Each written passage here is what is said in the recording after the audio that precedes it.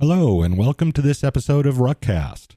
Ruckcast is your opportunity to listen in on unscripted conversations about cutting-edge Ruckus Wi-Fi and wired networking technology, Ruckus business, and just interesting innovations that impact the computer networking industry today and in the future. Ruckcast is brought to you directly from CommScope Ruckus Education.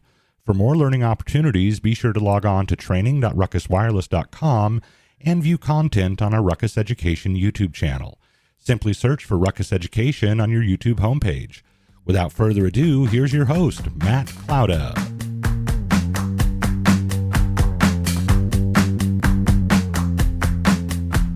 And welcome. I'm joined by Mario Perea, who is a product solution architect with Cloudpath. And I'm going to ask you some questions about Cloudpath. And some of the stuff that I really want to kind of dive into is when you interact with customers as much as you do, what do you see some of the things that are missing that could be solved from an education perspective? Things that are missing. Getting deep into not just Cloudpath, but everything Cloudpath touches. Getting a comprehensive course that doesn't just single out, here's, APs, here's Smart Zone, here's Zone Director. But speaking from a Ruckus family product, like how everything works together, I think even if they could develop like a crash course in that, just to get something simple working, first day, this is how you spin it up. I think that is probably missing from a lot of training, especially like with partners. Like, I'm surprised sometimes like how little they'll know or they should know, and That product really kind of falls outside of a lot of boundaries we think about because it's radius heavy and you're dealing with flexible authentication. And I haven't met a whole lot of people in my lifetime that enjoy flexible authentication. I mean, it's a necessary thing, but they don't enjoy it because it takes them out of their comfort zone. So here's a good example. You go sit down with all the L2 wired, like ICX support engineers. Yeah. They're now handling unleashed access point cases because the volume's so high. Yeah.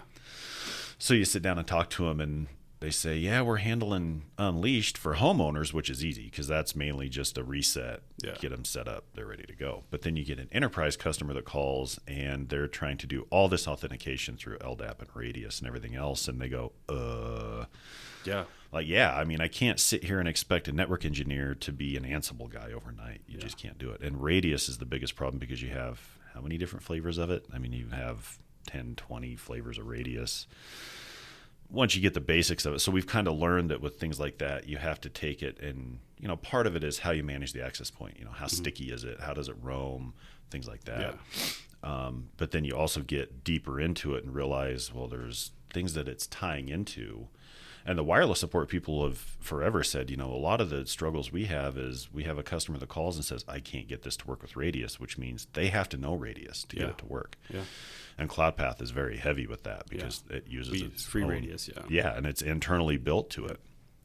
And that's a challenge, right? Because you want to be able to educate on your products, but how do you educate on your product when it encompasses somebody else's product that you're not necessarily the industry expert on at every given moment. And you can't have that expectation to say, okay, now you're going to be, engineers typically have, a focus, right? So it makes them about 6 inches wide and 20 feet deep. Now you're trying to expand that into 6 feet wide and 20 feet deep. And sometimes you see struggles with that. So. Yeah, that's one of the things that I'll tell people, customers, almost on every call is that, we can get you so far. Like we can work on the things that Cloudpath is built into Cloudpath and make sure it's working. Most of our job, I don't tell them this, but most of our job is making sure that Cloudpath isn't the problem. And usually it's not, right? But when we get to the point of and because Cloudpath is vendor agnostic to a point, they could be working with Cisco, they could be working with Aruba, Aerohive. We get to a point, even with the Microsoft, the stuff that integrates into Microsoft CA, where we'll need a resource from, hopefully they'll have support for that product, and we'll say we really need someone. We're happy to jump on the call with them, even with going to Smart Zone, because we're by no means Smart Zone experts. I've learned so much in almost the year I've been with Cloudpath that it's been great. I feel like it's free training on this awesome product. Actually, and I wanted to hit you up, and I will one of these days, about ICX training, and I think you and Wes are going to be doing something I might want to jump into one of these days. But yeah, we have to get these other people involved, because we can only take them so far. Now, it'd be great if we had all this knowledge and skill set under our belt for all these products, but we could probably ask for more money if we did too. Where's the purse strings? Yeah, exactly. Yeah. Well, and so I've always looked at, if you're a network guy, right, you kind of have to have a broader brush, because you touch so many different things. Yeah. If you're a database admin, a developer, you have to understand how it ties into the network. But after that, you're like, I don't really care. You release it. Yeah, exactly. Someone else's problem at that point. Yeah, I just want the data to get there, and then I'm done with it. Yeah, and that's great. But yeah, so it changes it. So I know Wes, because he does white glove support and helps with that, and he was he sees so many different customer configs and so many different versions of ICX software. He's looking to just get a rubber stamped golden config. Yeah. That says every time I bring a customer up, I have a template, we drop it in. Only thing that really changes is ports at that point, radio server IPs, and then you're done. The only problem is that there's so many different, for as many companies there are as many different configurations, because they're not all running the same product. So yeah, getting golden config, at least from our side, I think, what you guys are saying, that would be great. That would be awesome. You should definitely have him actually on here too. I will. It would be a great, a lot of knowledge you could pass on. That's actually a great way to actually transfer knowledge too. Yeah. And that's really one of the things that we need to kind of look at and target, I think, is information is kind of a funny thing, because we have a lot of it out there. So when you get too much of it, people can't digest it anymore. Yeah. And then you end up in a situation where now you have too little and people can't find it. So there's a nice little balance in there. Yeah. And I think you have enough contributors that are doing this stuff day in and day out. They just need somebody to hand this information off to and say, here, and then you go get it out there. Yeah.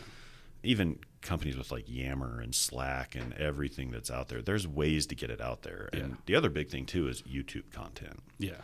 So that's been a big drive of ours for the past couple years, and what we've tried to do, and I think we need to tie Cloudpath into this year, is having people consume information different ways, right? I can hand you a video, you love it. I can hand Wes a piece of paper that's step-by-step guide on it, and he'll love it. Well, you can also give them both. So you give them the document with a link to the video at the top and say, pick your poison. Which one do you want? Yeah. And then they can go out and get the information. Okay, so speaking of YouTube content, if you were going to go out and create a video, right? So with the Ruckus how-to hub that we have, the driving factor behind that was we wanted everything to be uniform. And I volunteered to record the video content, so I'm now stuck recording video content, which is fine. But keeping it uniform, if you were going to sit down and formulate a list of things that you thought should be on there, how to install it, how to configure it, what pieces to configure, quick, short 3 to 5 minute videos that were out there, what topics would you target first? And like coming from the Cloudpath aspect, I mean, I would start from the beginning. I mean, you can't hammer home enough. I mean, until you do it, that's the way I learned, doing it so many times, and even to this day, just so I don't lose the knowledge, I'll reconfigure something or bring up a VM and work on something on an older version. But I would start from the beginning and just how it's set up, how it's set up in my best practice, in little bites. I think you're right. Little 5-minute videos, probably like, oh, this is the first step, and make it into like 12 steps. That's actually how I learned to work on electronics. A few years back, going off on a little tangent here, I started making lightsabers. I found this Facebook group, and I think it was around the time the Force Awakens came out, and they have these hilts, these empty hilts. These guys machine, or they get a group together and do a group buy, and they either get made in China or by some some person that machines them, CNC machine. And they send this to you for like maybe $100, $200, depending on the style. It could be just like, Mace Windu's or whatever, Anakin Skywalker's, and all the pieces. You put the kit together, but you got to go out and through these other Facebook groups, find the electronics, find the high-powered LED or the tri-LED if you want to mix colors, the soundboard that gives you the ability to mix colors and do different sounds and upload different sounds. And then you got to solder all this stuff together, fit it in with a lithium-ion battery that's rechargeable inside this hilt, get a 3D frame printed to fit all the components together inside the hilt, a speaker. So I had to learn all this stuff. And there was this guy that created this YouTube channel, and it was probably his second time working on a lightsaber, but he did I think about a 12 or 13 part process of him going through everything and doing it. And that's how I learned it. It was like, okay, step one. And I watched it multiple times, even when I didn't have all the parts there in order. I'm like, I'm going to familiarize myself with this process. And that like kind of, clicked a little light in my head. I'm like, that's just a great way to learn. Yeah. It's free. More people need to do that. And I think people do that, but some topics are also just really complex and you have to have a prerequisite knowledge of certain things. This one, luckily, I can go in kind of green, but still familiarizing myself with certain things. And there were certain times where like soldering, like, why am I burning this wire? Why is it? And I had to go back. I'm like, oh, I have cheap cables like that I got through eBay. I got to go get like mil spec, really small, gauged wire. So yeah, it's that's a great way to consume the content if you're trying to learn it. Little bites, little knowledge bites. That's what I would do. Model it after something like that. Be like, okay, we're gonna put together a Cloudpath system, but we're also gonna touch on these other topics. Now we're not gonna go through everything in Smart Zone. We're gonna show you why you need to have a certificate for the Hotspot portal because you're gonna use the Hotspot Whisper portal to push you to the Cloudpath enrollment link. Explain a little bit, but not go overboard. Yeah. Big thing too is trying to, the entire point of the content when it started was for case deflection.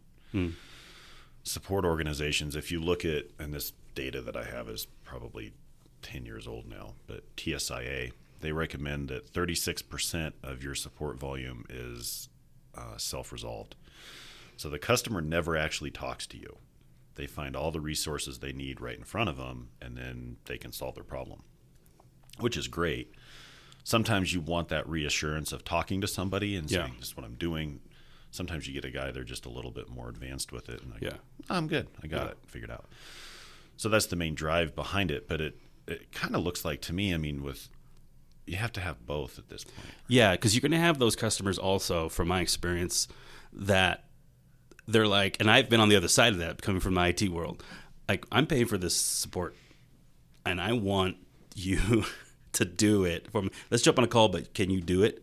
And part of me is like, okay, I'll learn what you're doing. Just like, don't just do it and I'm not going to look.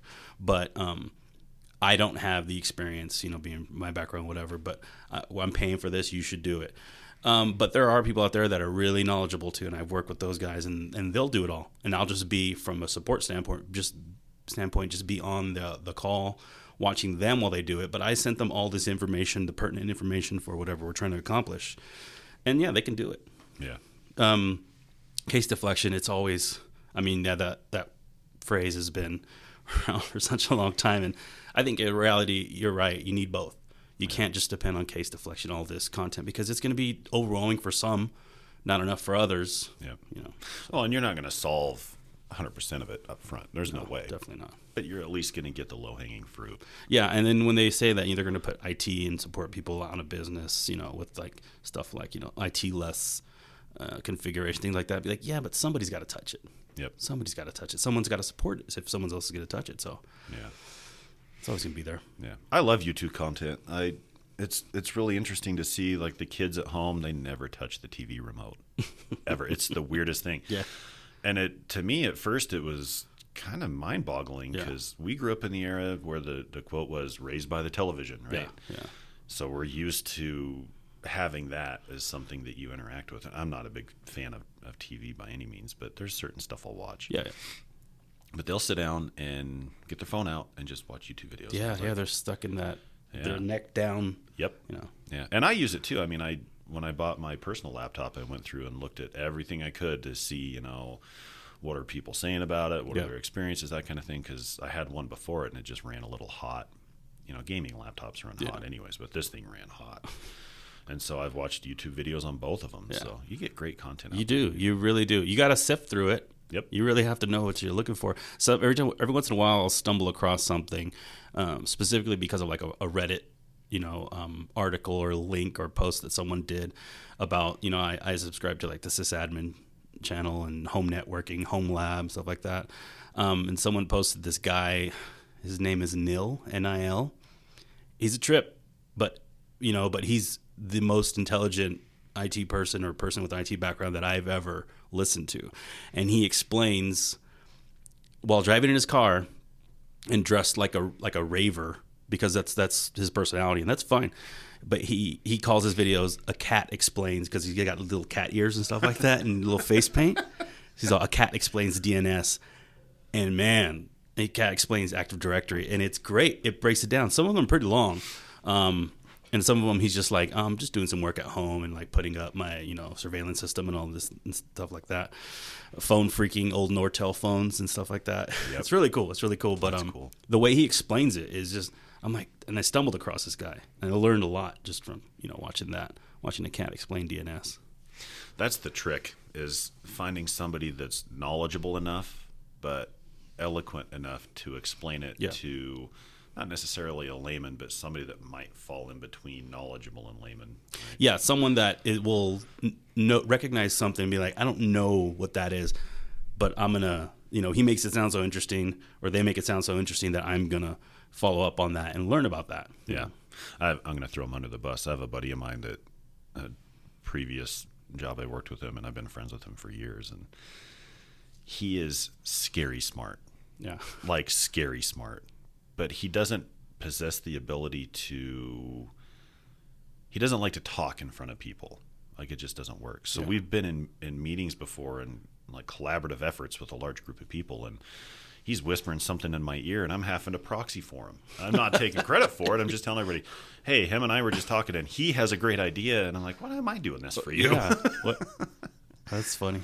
Yeah. So you get both ends of it. Yeah. Yeah. And then I've also dealt with some people that were, extremely intelligent and had no ability to sit down and explain it to anybody, whether you're an expert or a layman. Like, they know it, they get it. Just put them in a room and let them work on it. Don't even try to pull information out of them. Yeah, I mean, that's an interesting study on people, on how they learn. Yeah. It's so different, like you said, how you pull content in and absorb it. But also how you regurgitate that back to someone if you have to. Say you're training someone, or when I've been in positions where I had to be trained by people, I find myself where I have to pull the information. And it sometimes, especially with Cloudpath, it'll come by a case-by-case scenario where, like, I could show you, or someone could show me, how to do something, but without seeing it in a real application, or not having the ability to do that in a lab, certain thing like VLANs, because we don't have our own switch set up with that, it's hard to do. You can explain it, but will it really absorb it? Probably not. Hey, Brian Stewart, when he comes in, the big tall guy. Yeah. I've been in classrooms with him when he's lecturing, and the guy scares the living daylights out of me. It's the craziest thing I've ever seen. He can sit down and recite something like he'll go through TCP saw blade, like how you have speeds moving up and down. Just pull it straight out of the air and go through and explain it, and you can watch the entire classroom just sit there and they're like staring at him wide-eyed, just listening to him. Well, first off, he's tall and he's got this impending presence, and his voice to match. Yeah. So he's off to a great start right there. Yep. And then having that knowledge, I think that's just a trifecta, and like people are going to listen. And I sat down and told him, because when I first started being in front of classrooms and talking and lecturing, I said, the biggest fear I have, I can talk in front of people. That's never bothered me. But my fear is explaining something in a way that it makes perfect sense to me, but you have a student that's staring at you and they just have this blank look on their face. Like, I have no idea what you're talking about. And you can pick up on it in a hurry. So you can see that and you're like, whoa, hold on. Something's not sinking in. So tell me where I lost you and we'll go back through it. And he's kind of helped me through a lot of that, like how you do it. Because he's been challenged by anyone and everyone, and he can sit there and recite it. And the great part about being in that situation is there's times where I've seen him do it and I've done it, where you have to kind of back down and reposition yourself with what you're doing. And then you say, okay, I see what you're saying. Because you have so many different scenarios out there of how you do this stuff. So sometimes it's a square peg, sometimes it's a round peg, and you just have to navigate that. But. Yeah, I find myself sometimes fighting the urge to keep my mind from drifting, because like when someone starts explaining something, I automatically start being like, oh, how is this applied to this scenario? And then I'm losing track of what they're saying because I'm already off on that. So I think as a self-discipline, I need to kind of get better with that when I'm in a learning, scenario. That's a good thing though, man. That's passion. You actually care about what you're doing. It is, because I'm relating it to, this customer, they saw something like that, or this would resolve something instead of doing it the way I told them to do it. This is a better way. Yeah, it does show that you love what you do, which is great. I think ultimately, as a human being, if you're not learning some way to better yourself or to keep yourself interested in something, then that you're not doing it. You're right? really not, yeah. Recently, I just started shining my shoes and getting some products that, again, watching YouTube videos. Okay, there's these two guys. One's called the Elegant Oxford. Not the Elephant Oxford. The Elegant Oxford and the Hanger Project. These two separate guys, and they ended up actually working together. One's out of San Diego, the other one's out of Dallas. And they just started shining shoes, I think, on their own. One comes from like a family of people that did it. And they do some killer work. And the thing they have in common is these products that they use, these French shoe polish products. And so I was like looking into it, and I ordered some. And it's pretty...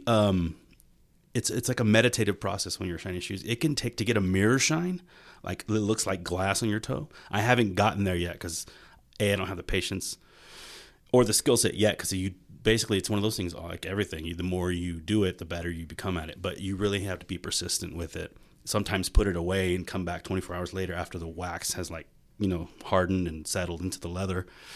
But yeah, it can take a couple hours to get there. And it's kind of a restful thing you're doing, and it's like, I'm gonna get there. I'm gonna do this. Yeah. But it's been fun, and it's just a new hobby. And I was telling my wife, I'm like, you don't mind, like, you don't think I'm kind of getting a little obsessed here with this, right? She's like, if you love doing it, I mean, do it. We can, you're not like missing a mortgage payment because you're trying to spend money on shoe polish. We'll have to have a talk if that. Yeah, happens. Exactly. I don't think I'll ever get there, but learning is something that I think always boggles my mind when people don't want to learn or fight the urge to learn something. Yeah. I'm like, what else are you doing? It doesn't make you worse off if you know something. Yeah. Right? And consuming content, I mean, you can consume content to learn, or you can consume content to escape, but... Yep. Yeah. Well, you have to. So, hobbies, right? Yeah. Lightsabers, shoe shining, things like that. I've had to go through some of that similar because I always wanted a car stereo when I was a kid. I didn't have the scratch. You want the booming system? Yeah. So then I become an adult and I have a job, and I'm like, I could probably pull this off. So then I get into it, and then I fall off the deep end, right? Because you get sucked.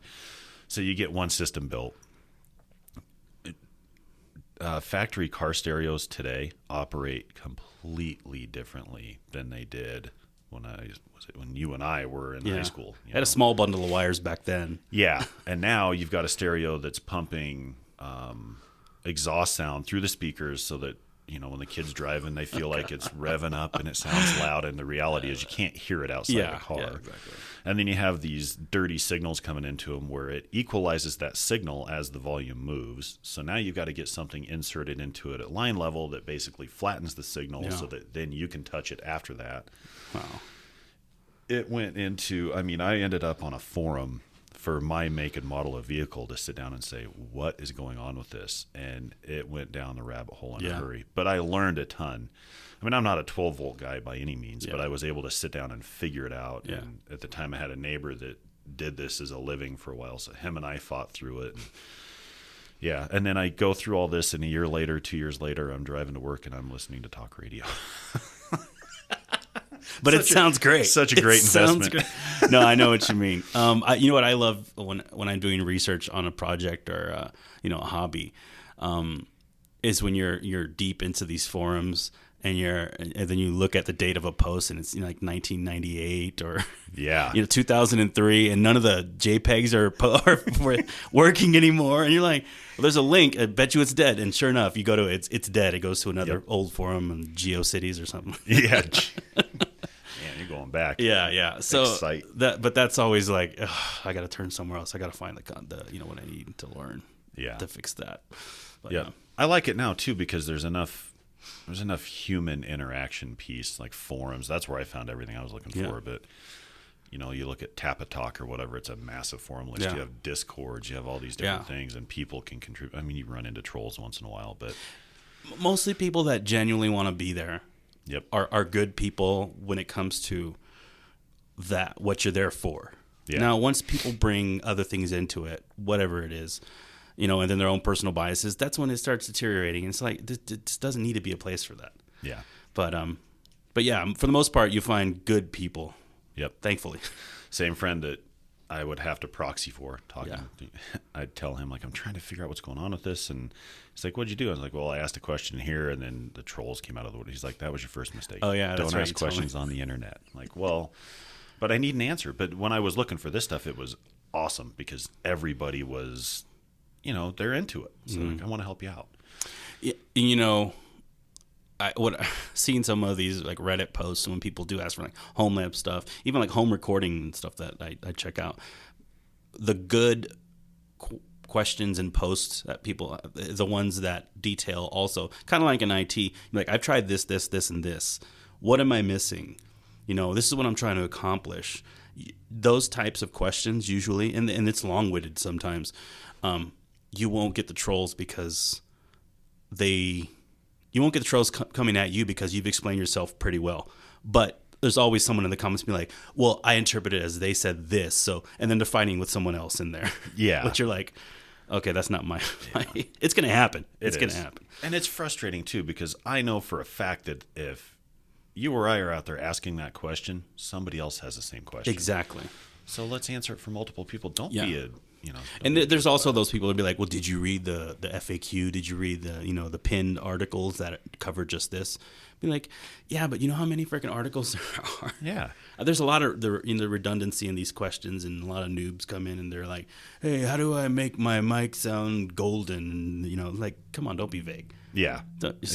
Yeah, I need more information. Give me a reference, yeah. and If I'm going to take the time to sit down and read your question and invest in it, I'm not going to be that guy that's going to say, well, there's a FAQ over here, or there's, Google this or do that. If I'm going to take the time to read it and respond, I'm at least going to be polite enough to say, okay, well, here's some things you can look at. Now, if I'm going to ask the question, I'm at least going to arm you with enough information to where you're not coming back to me with 30 questions out of one. Yeah, because you'll get that too, right? Yeah. Now you're their savior, so they're like, oh, hey, what about this? You're like, whoa, hold on. Yeah. I can't be your mentor just yet. Sorry. I charge a consulting fee. Exactly. Yeah. I mean, that's a great way to preface it, right? Yeah. You're like, I do this for a living, but I charge, $100 an hour, 2 hours minimum. Yeah, right. So, if we want to get into this, we can take it offline. Yeah. But I don't have all day to sit here and answer questions. Kind of like I did to you with all the audio equipment. I'm happy to, man. Audio it's one of my first loves. One of the first things I ever did when I got like a little cassette player when I was younger was besides listening to my first cassette, which was the Jackson 5 Greatest Hits, I took it apart, much to the dismay of my mom.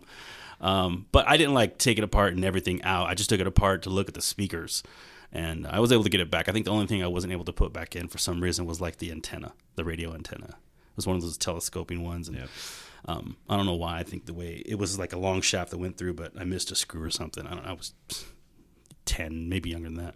Yeah. But yeah, I've always been interested in how things work and in audio specifically. Yep. So I'm happy to do it. It's still a super crazy hobby of mine where I'm still building up studio. Yeah, anybody listening that wants to record audio, USB is not your friend. It's a great way to start, but it's limiting. Very. You know, and especially when you have a system that requires USB-C adapters, you know. I don't know if I'm sure there are mics out there now that have USB-C, you know, direct USB-C, you know, inputs. That thing's still outputs. a mini USB connector. Yeah, that's on crazy. That Yeti, I'm like, really? Whatever. Yeah. No, analog mics are the way to go, I think. But, you know, someone starting out, I just had a cousin actually reach out to me. He wants to start his own podcast because everybody, literally, and their mom are starting podcasts, which is whatever, it's fine. He wanted a mic, and you know, he's on a tight budget. So I pointed him towards, I think it was a USB mic, but I explained to him, I go, hey, this is great, but if you want to grow, invest, you know, get a budget, save up $500, get a $100 like audio interface, a couple good mics, some stands, and decent cables. You're rocking, you know. Yeah, the challenge with this is the majority of the recording would be done remotely. Yeah, that is the biggest. Yeah, that was tough. I mean, I'm not a radio station or a Joe Rogan where I can afford to fly everybody in or bring them in and say, hey, sit down and do this with me. So it'll be remote, which that's where the audio interface became key. Is it remote like 100% of the time? It's going to be. Yes and no, not 100%. Because I know you travel a lot too. Yeah, and you can get some good flight cases to pack this stuff up, and you can get like a small, mobile setup where you don't have the arm, but you have stands, something like this. This is kind of heavy, but I'm gesturing to my desk stand with the weight on the bottom. Well, if your bag weighs 50 pounds, that right. thing's 40 of it. Yeah, that's right. I forgot about that. So.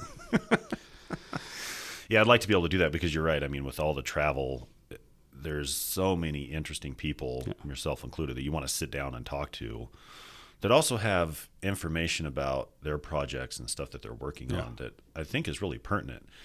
And the thing is, I mean, you're right. Podcasts there's thousands of them, right? There's so many. But this one, having it more centric to our products, our technologies, our people, getting that kind of information out there, I myself find it beneficial. I mean, we've had people internally do them before, but they were for a different target audience. Yeah. This one it's for everybody. I mean, customer, partner, internal, whoever, you know, just get the information out. And I think, starting with people and leading it as not necessarily about the technical, like, because if I were to look at a list of technical podcasts, you know, I would be like, probably. Yeah. But if it's like the podcast that I listen to, usually it's because of the people that make it entertaining. And then you learn something along the way. Yeah. It doesn't have to be a lecture, you know? Yeah. And that's what I really wanted to avoid, is having a situation where somebody's listening to it and they're going, oh, I can't. Yeah. I just can't. This is boring. Yeah. So that's why it has to be more free, open. It's got to be someone, and like, you know, I hate to say it, like your buddy that doesn't like talking to people. I mean, he'll probably talk to you, but I don't know his personality and if personality would come across. But that's what you hear, because that's all you got, really. Pretty sure if it was just one-on-one and I hit record and he didn't know, it'd be fine. Yeah, exactly. Come into this room. Why are these mics here? Oh, they're not on. Don't worry about it. Yeah, no, they're not hot. Why is it red? Why do I have to put these headphones on? Why do I hear myself? Well, I can't hear you if you don't have them on. Exactly. Yeah, right. Yeah. But yeah, it's funny because we were talking about YouTube stuff earlier, and when we first started building content, I was like, okay, how do we do this? So we had a lot of learnings that went into it. Yeah. Initially, we'd have this long introduction with slideware and explaining what we're doing, and some people wanted it, some were resistant to it, so we had to kind of find that balance. And then finally I went out and I looked, and it said that the majority of viewers on YouTube leave your video after 90 seconds. I said, okay, so that means you have 90 seconds to grab them and not let go. Yeah. So you can't have this long diatribe at the beginning and 15 ads saying, oh, click on this and subscribe to this. And I'm like, you can't do that. Yeah. So we finally found a good balance in that. and that helped because we started to see that drop off in the content disappear, and it started to climb back up. That's good. So it was good. But yeah, you just kind of learn that stuff. I mean, yeah, people have funny habits. Learning that and not abusing it, and learning how to use it is great. Going back to like the Shoeshine videos that I watch, it's great because it's something that I want to learn and absorb more. So when they say, hey, you want check out how because they talk about how I this guy goes a tip that I use is putting these in the fridge, but I have another video about that, and then boom, the link pops up for that, and you're like, okay, I kind of want to see that. This guy puts his shoes in his fridge overnight. How does his wife react to that? Yeah, right. And then you could put like, don't go overboard, but you can put like catchy titles and be like, see why my wife didn't like that I put my shoes in the fridge to get a better shine. Click on that. And you're like, oh yeah, I'm definitely clicking on that. Yeah. Yeah, but again, it's a topic that I want to learn about. But most people will be there because they want to learn about whatever content you're pushing, right? Yeah. Or want to be entertained or whatever. But yeah, that's it. People's habits are interesting. They are. When they watch. Then you always have to have that question in the back of your head when you're looking at why my wife didn't like when I put my shoes in the fridge, and you're thinking, is this clickbait? Exactly. Yeah, because we live in the era of clickbait and gotcha, journalism, whatever they call it. But it's our fault. It is. It's our fault. We created it. We're the voyeurs, and I know. we like watching other people's lives when our lives are, just as bad or good. So I don't know.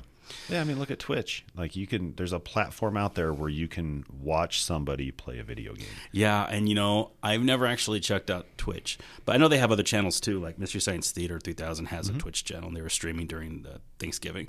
But I just started Fallen Order. I was telling you, and me and the wife are playing it actually, and she loves it. Her day's off now. She's like, okay, I'm gonna go for a walk. I'm gonna do some chores, and then I'm gaming. I'm like, all right, I'm not gonna bother you. It's cool, do it. And she like texts me like on her day off. She's like, oh my god, I just beat this hard, Sith Lord or whatever it is. Where was I going with this? I forgot. Talking about Twitch. Oh yeah, okay. So like, I'll watch a YouTube video on the game to be like, I'm not trying to see a walkthrough, but there's like 10 things the game didn't tell you, and so I'll watch a little bit of that, be like, oh, that makes sense now. Yeah. I don't want to watch it all because it's probably going to be a spoiler or whatever, but I want to go through the game, but there are some things you're like, oh, that'd be nice to know in the beginning, Yeah. Some of their tutorials could be probably better, as far as in the game, learning how certain things. Yeah, there's some guys that, because I'm an ARPG guy, so I like top-down dungeon crawlers kind of things, and sometimes there's so many different build variations that you can go through that I've looked at it from the standpoint of I can either sit here and beat my head against a wall trying to figure it out, or I can just look at what's working and then tweak it from there. So I've done both. I mean, you go through it and you get into in-game, you're going to have to find one build that kind of fits and then re-roll stuff until it fits right. But yeah, you have to go through that. And some people put content together and you see the video is like 12 minutes long, and I'm like, no, there's not that much content in there. And then you see some that are 2 or 3 minutes, you're like, perfect. Yeah, exactly. I can absorb that. Yeah. I'm not watching you grind away for 12 minutes. Yeah, and if you put your mouse over something and the tooltip pops up and it goes away faster than I could read the whole thing, I have a pause button. Yeah, exactly. I don't need 12 minutes of you showing that screen. Yeah, there are people out there learning how to do it. The really good ones have monetized it, and they're getting a lot of clicks. Yep. Good for them. Yeah. That's but yeah, there's a lot of content out there, man. There is. First time I watched one of the kids sit down and got their phone out and I was like, what are you watching? He's like, Twitch. I'm like, what is that? This was years ago. Yeah. I'm like, what's Twitch? Oh, this guy's playing a video game. I'm like, wait, what? Like live. I'm like, hold on. Let me understand this. You're watching somebody play a video game that you own and you could be playing. He's like, yeah. And I'm like, and you're at home with nothing better to do than watch him. And he was like, yeah. And then I started paying attention to it because I'm like, I'm not going to be closed-minded and a grumpy old man. And I watched it, and a lot of it was, I think what he was getting from it is he was learning different styles, but also it was the guy that was playing was entertaining. Yeah, there's that, right? I mean, their personalities, they're the modern-day radio personality, TV personality, It's interesting. Yeah. Yeah, there's no way to get away from it now. It's big business, man. These people get paid. They do. Buku bucks to be on Twitch, right? Yep. Man. Yeah, the biggest Fortnite player for years, Ninja. Mm-hmm. When Microsoft launched their streaming platform, it was like the LeBron James moment when he went to Miami. Oh, yeah, that's right. They stole him and pulled him. And I don't really know how much of an impact that had on Twitch, because if you look at Mixer now, you don't have the same viewership. Yeah. So you can pull up one game and look at it on Twitch and you'll have 80 people streaming it. And then you go look on Mixer and you'll have like 4. Mm-hmm. So part of me says that's an untapped market, right? Yeah. The other problem is you have somebody that you use Twitch and Amazon owns it, so you can subscribe to people for free with a Prime membership because it's included. Yeah. You lose that functionality, and I don't think Microsoft's figured out how to close that gap yet. Yeah. So, but they'll get there. Sure they will. Yep. Cool, Mario. I had a heck of a time. Yeah, man. Thank you. This was awesome. Thanks for having me on. Well, we'll look at the Cloudpath content and get it out there. So I'm sure we'll have some different sidebar conversations about that. Definitely. I'm happy to come back and work on some stuff. I'm interested to hear what, if you have one of these with Wes too, because that guy's got so much knowledge, tribal knowledge. Unfortunately, at times, as we usually call it in the IT field, to where like you can do a transfer of information, but there are certain things that that are not going to come across unless you ask specifically for that. Yeah. And he's over there hammering on it day in, day out. Yeah. I mean, I almost feel bad for him. He just replaced his headset because I think he already burned through another one.